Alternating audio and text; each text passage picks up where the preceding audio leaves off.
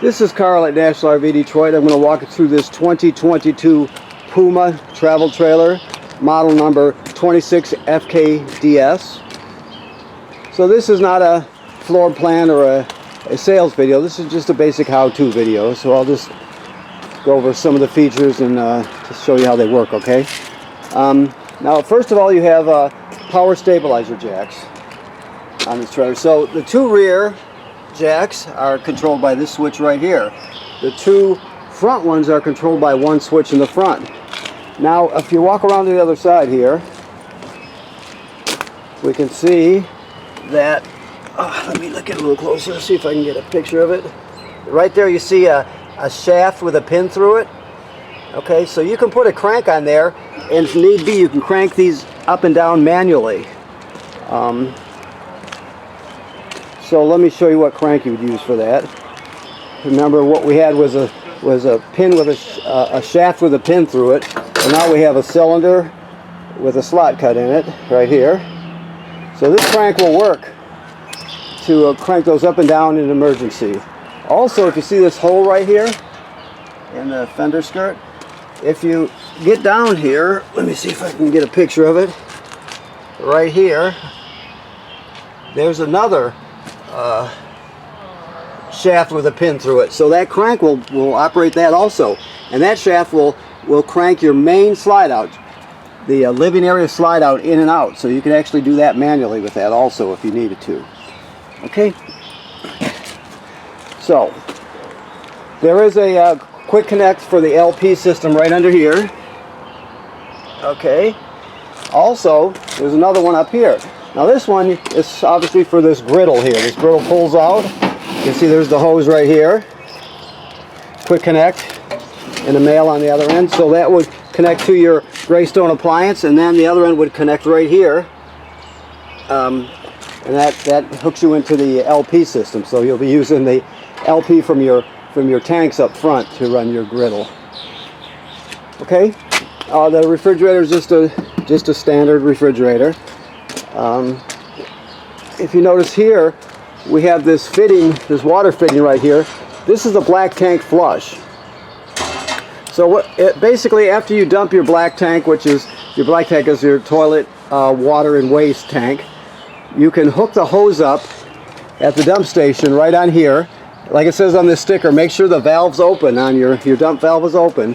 Then you turn on the water, it'll spray out the inside of your tank, and it'll also spray and clean off the sensors in the tank, so you get a better, more accurate reading about when it comes to the levels. Okay. All right. So this right here is just a shower. It's a sprayer, basically. Kids and dogs and feet and bicycles or whatever you want to hose down, you can do it right there. This is a TV hookup, a bracket, and then of course you have signal out, and then you have power, so you can put a TV out here. Let's go a little farther. I just want to show you this 3/4 inch crank here. So that's the 3/4 inch hex right there on this other crank. You can use that. That's a typical scissor type stabilizer crank, but this doesn't have that type of stabilizers on it. This has a more modern and electric system, so you wouldn't use it for that. But what you do use it for is this power tongue jack right here. If this was to fail for some reason, you can pull this rubber plug out of the top, and then you can put that crank on there and crank this up and down manually too if you need to. You can also use a drill with a 3/4 inch 6-point socket on it also, but that's what that other crank is for. Okay. Alrighty. So this right here is your fresh water tank fill. So if your city water hookup, which is on the other side, I'll show you when we get over there, but that's the most common way to get water to the trailer. But if you're camping at a campsite or a campground that doesn't have plumbing on the campsites, you can pre-fill this tank. Like some of the old state parks, for example, have a fill station. They don't have plumbing right on the site, so you'd fill it right here, and then you use your onboard pump to pump the water. Everything will work just like you've got city water, except you'll be pumping out of the tank. Okay, so that you have that option. So that's the fresh water tank fill. There's also going to be a valve to drain that also. This is your water heater.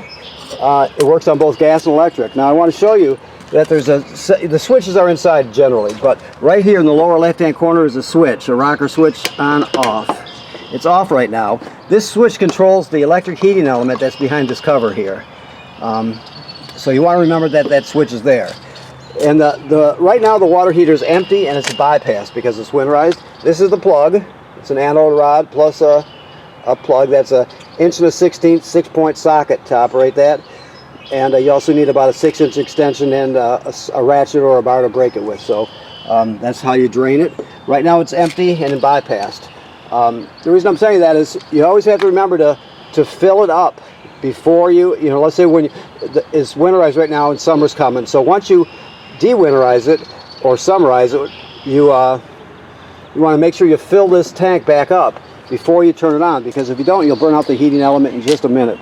It's not a real big deal, but it takes a little money and time, so it's obviously best not to do it. So always make sure there's water in here before you run it. It's that simple.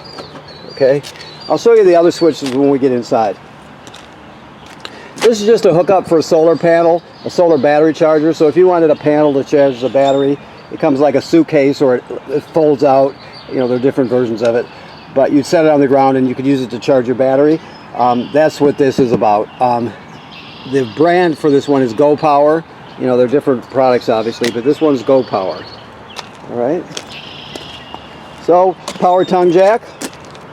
Very simple, up and down. Got a Hitch light on it. Okay. This is your deep cycle marine battery right here.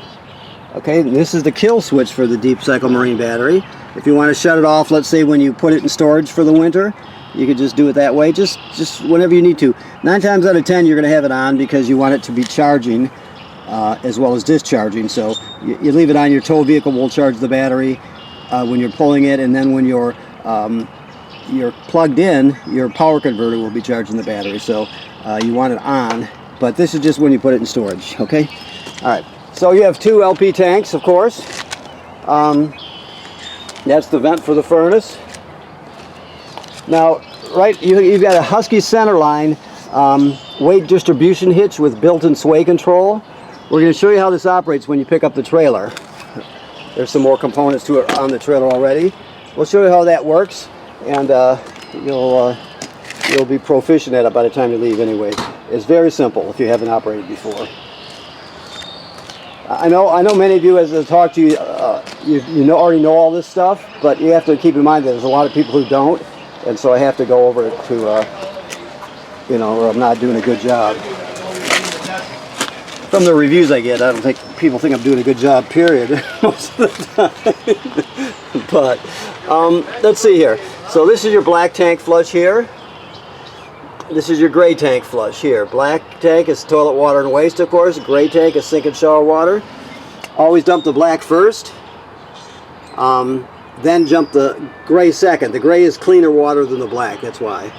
And then after you do that, you leave this open, the black tank valve open, and you hook the hose up on the other side of the trailer where I showed you, turn it on, and flush out the black tank. And then you're ready to go. Okay? This is just storage. This is a reducer for your power cord. You get 2 reducers with it, one that goes from 50 to 30, and then this one goes from 30 to 20. Okay, that is your dump hose that comes with it there. Okay, you have 2 different types of slide outs on this one. This is a standard Lippert. It's probably a through frame slide out, I would guess. I'm sure it is. This type is called a Schwintek. It's a little different. It's still owned by the Lippert company now, or corporation now, but it was originally Schwintek. People still refer to it as that, so that's why I tell you that. But I think Lippert calls it a in-wall slide out, I believe they call it. But it's a Schwintek. Okay. This is your power cord. It's 30 feet long, 50 amps. Then you have a reducer here to reduce it down to 30, right there. And I showed the other one to reduce it down even farther. This is just cable and satellite into the trailer and through. This is your city water hookup I told you about, the most common way to get water to the trailer. You just hook it up, turn it on, and you're all set. You have a backup camera here, which will show you how it works when you pick up. Also, while we're looking up, you see there's a ladder. And manufacturers generally state that you should inspect the roof every 90 days, so you want to keep that in mind. Somebody should go up there and look around to make sure, be very careful obviously, and see if there's any cracking or separation to any of the sealant. Look for damage from low branches or road debris. You know, make sure none of the attachments or the roofing material are damaged. You just give it a good inspection. Odds are you can go up there for years and not have to do anything, but that's why you're inspecting it, just in case. Okay? So that's what the manufacturer says you should do. Alright, so let's go inside here. It's a little dirty in here still, but we're still prepping it and cleaning it. And I got a chance to do this video, so I'm just squeezing it into here. It'll be ship-shape when you pick it up. There's your keys, of course. This is the rest of your backup camera. This is the piece that you take with you into your tow vehicle. A little screen there. Okay? It'll only activate when you turn on your running lights. And with most tow vehicles, you can't just leave it on automatic and have them come on. You have to physically turn on your running lights, and then it should light up your camera. Therefore, you can see when you're backing up. You can also use it to see behind you when you're going down the road, as some people do. Okay, so here we go. So this is your basic panel here. So you have your slide out right here, in and out, right? Okay. You have your power awning right here. Always make sure you roll it in. I mean, never leave it out unattended, because the wind will get a hold of it quickly. It can damage it. So if you're not at the campsite, roll it in. Your water pump right here. I told you the water pump was for pumping water out of the fresh water tank. It's also used to winterize the trailer. Okay, the water heater on gas right here. Remember I showed you how to turn on the electric using that switch in the lower left-hand corner? Okay. And that's how you turn the gas on. Remember, always have water in it before you use it. These are just lights here. So you can do your levels here. Your battery's charged. Freshwater tank is low. Gray 1, gray 2, black. This one looks like it has, I would say this one has 2 gray tanks in it. Gray tank number 2, which would be the kitchen sink, and then the regular gray tank, which is bathroom, vanity, sink, and shower. Okay, and of course the black tank is for your toilet. So you can check the levels on each one of those. After it graduates up, after you get past 2/3 full with the black and gray tank, you're gonna have to start thinking about dumping it. Okay. All right, very simple. Now, in this case, I'm looking, we're missing a remote here. Not missing because I saw it, but here it is right here. Okay. So this is for your sound. This little one here is the Fireplace, and then this larger one is your TV remote. So the Fireplace is a space heater. It's a 110 AC space heater. The neat thing about it is you can, you've got a limited supply of LP gas, right, before you have to fill your tank. So if you just want to take the chill out of it, the trailer, or have this turn on early in the morning or right before bed just to warm yourself up, you can do that, and it uses electricity. You don't have to worry about wasting any gas. Okay, so you can see here, low, if you can read that. I don't know if you can see it on there or not. High, those are the fan speeds, and off, of course. So you can have a low and a high speed for the fan in it. Then you have, let's do this here. You can change the color of the rocks, right? Then you can change the color of the flame. That one looks pretty good right there. So there's a lot you can do with it. It also has a timer, so you can set it to, like I stated, you can set it to turn on 15-20 minutes before you get up in the morning.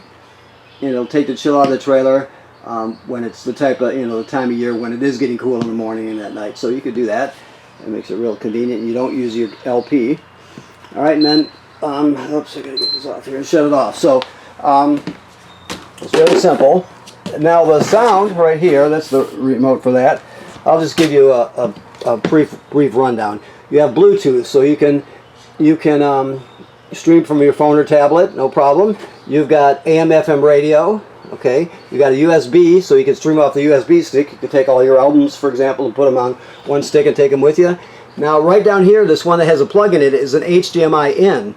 So if you wanted to go into the system, you can go right in there. If, let's say you have a portable Blu-ray player or something, You go right into the system through there. Okay.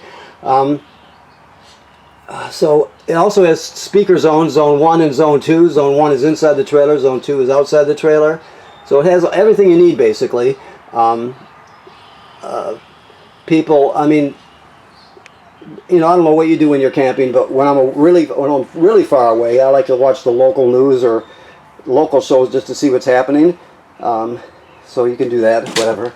Anyways, let me beside myself here. So your TV works like any other TV. This one is on a swing out bracket, if you can see that. Right? Make sure you can. It's got a latch. This barrel here, if you can see it, this barrel latches right to here, so it won't fly open when you're going down the road. Okay. The thing to know that this is the signal booster for the digital antenna. It should always be green like it is. You can shut it off, but you won't get a good signal. So you have to have that on to use the antenna. They're telling us here this is pre-wired for a Wi-Fi booster and router combo. So there'll be another port on the roof where you would hook an antenna up to, and you'll be able to basically just get better campground Wi-Fi because you've got the booster, and then it also has a router. So basically all your family's devices would be attached to the router. Would have the password stored in it to automatically attach to your trailer router. Then when you get to the campground, you would go to the web page for the trailer router, and you see everything at all the Wi-Fi available in the campground. For example, you pick out the campground Wi-Fi, they put in the signal or the passcode that they give you when you check into the campground, and you would just log on to it right there. So all your devices will log onto the trailer automatically, and then you can physically attach to the public Wi-Fi. Just gives you a better signal. Okay, that's an option. Also, there's a web address there. You can go there and look at their products. Always get there are different options. Always, if you get one, get the one that has the antenna on the roof. That's important. Okay. All right. So the refrigerator. It's a 12-volt DC refrigerator. Always make sure you latch it when you're traveling. Microwave. Works like any other microwave. Now this has a range hood, a light, and a fan in the range hood to vent to the outside. Let me see here. I don't know if I've told you about this or not. I'll just say it again in case I didn't. This is the vent out here. You can't really see very well because of the color, because it's all black and dark in there, but you can free up the baffle at each side so the baffle flaps inside freely. That's what you want to do before you vent to the outside. If you don't do that, it won't vent to the outside. It'll just sort of bounce off the baffle and come back into the trailer. So anytime you're using that vent, you want to open that up. When you're traveling or in storage, for example, you want it shut. So keep that in mind. Your range works like just about all RV ranges. There's 3 burners, 3 knobs, right?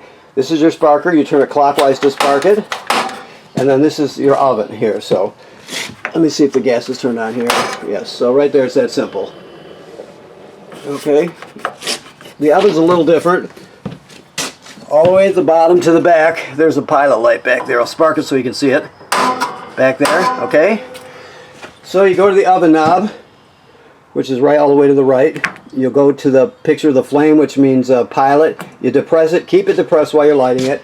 Spark it with your other hand till it lights down here. After you see it light, you still hold this in for another 10 seconds or so to heat it up.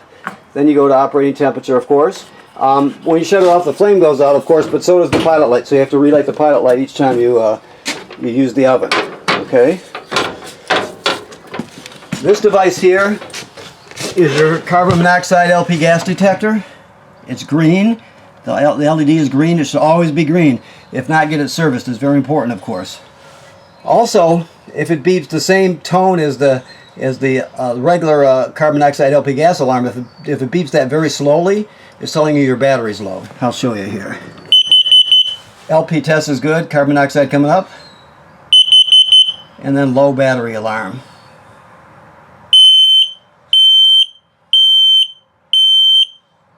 Okay, and back to green. It should always be green. Like I said, if it goes off, if your alarm goes off, you take everybody outside, leave the door open, shut off the gas at the front, figure out what's going on. Okay, now they're telling us here, just so you see that sticker there, this is where you winterize the trailer. All right, this will come down. You have to unscrew it. All the screws in here are number 2 square-headed screws, so you need a bit for your drill for that. And that's where you draw the antifreeze in right there, and your water pump is going to be back behind that panel there, okay? All right. Let's see what else we've got here. Okay, so the table can drop down onto these cleats right here, and then you can use the back cushion to fill it in and turn that into a bed. Okay, you have theater seats here. All right.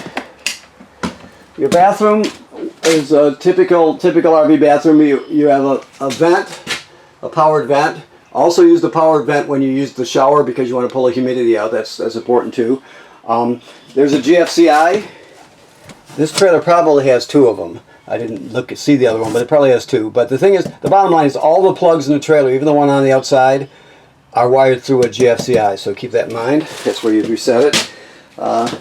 Shower and sink work like any other shower and sink. The toilet is there's the flush pedal right here. That's antifreeze in it right now. See, there's just some residual pressure in there. That's why the antifreeze is flowing out. So, all right. So the bottom line with this thing is you have to have chemical and water in it before you start using it. When I say water in it, I'm talking about the black tank, which is directly below, right? So what you do when you get to the campground, you hook up your power and your water, obviously. You come in here, you drop 1 dose of chemical in the bowl, then you'll step on the pedal, water will come swirling out because water's hooked up, and it'll flow right into the black tank below. So you stand on that pedal till you put about a gallon or so of water in the tank. Some people use more, it's up to you, but the main thing is you have to have chemical and water in it before you start using it, because if you don't, the smell will be terrible, and it can get clogged up. It's just a mess. So it's one of those things, if you don't do it, you'll only not do it once. So make sure that you put the chemical and the water in there. Okay, let's see what else we've got here. Your thermostat here, basic thermostat. This device here, this is obviously the bedroom here. You have briefly you have an escape window. The escape windows always go like this. You push it through, or all the way through, and then you'll grab a hold of this tab here and pull the screen out, and then you can exit that way in an emergency. Okay. All right. So another thing in here, an important thing. This is the power converter right here. If you can see it. Basically, this converts AC to DC power. So you can see you got regular circuit breakers here, like you'd see at home, and they're all labeled. That's AC power. Then the power is converted to 12 volt DC. Up here you can see you got 12 volt fuses, and they're labeled. So it converts, when you're plugged in, it's converting the AC power to DC. Then it's sending it to the battery, and then it's coming back to the rest of the trailer to operate your slide rooms and your lights, everything that runs on 12 volts. This is where ultimately the power comes from. So that's what it does. Another thing, I mentioned this on the outside, this is also a battery tender. So when you're plugged in, it's going to sense how much energy your battery up front has and needs, and if it's full or charged, I should say, it'll just trickle a couple amps to maintain it. If it's low, it'll send 10 amps to charge it, whatever it needs to do to keep your battery charged also. Okay, so that's the power converter. That's what the steps look like folded in right there. When you do fold them in, make sure if they're wet, you kind of dry them off a bit. It's not going to hurt anything. It just makes less of a mess on the inside. And if you got dirt on there, make sure you brush it off. It makes it a lot easier to clean up. Okay, bathroom from a different angle. That switch or that light is a well, you can see right there. It'll sense you going by it, and it'll turn on automatically, which is great for the nighttime, of course. This is the switch for this small slide room right here. Remember I told you it was a Schwintek style, so that's where the switch for that one is right there. You have some storage underneath here. I'm not going to pull all of it, but you have storage underneath there. This kind of actually the storage is you have let me do it this way. I'm sorry, I got ahead of myself. You have this storage right here. You can see to where we were looking in before at the dump hose and all that. That's where it's at. Up here. When this one's a little different. When it comes in, it kind of pushes it past this piece right here and then flops down. I know it's not very, it's not technical terms, but it doesn't look like it'll fit, but it will. That's what I'm saying. Okay. One last thing in here. This is where you hook up a second TV. You got signal out, of course, and power. And you can put a swing out bracket there. If you get this bracket, you want the one that swings out this way. Let me do it this way. It swings out this way, so you can see it from bed. And you want one that locks into place when it's closed. Therefore, it won't flop around when you're traveling, that sort of thing. They're a little bit more money, but it's better to go that way and get the tech that locks itself. Okay.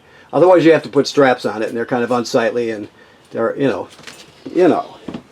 So, but it will work. The straps will work. Okay, so I think I pretty much covered it. Let me look around here. I think I have. Okay, so I want to thank you for purchasing your trailer here at National RV Detroit. We're in the process of finishing it up, getting it prepped and clean for you. Remember what I said about inspecting your roof and seals in general, but inspect the roof every 90 days.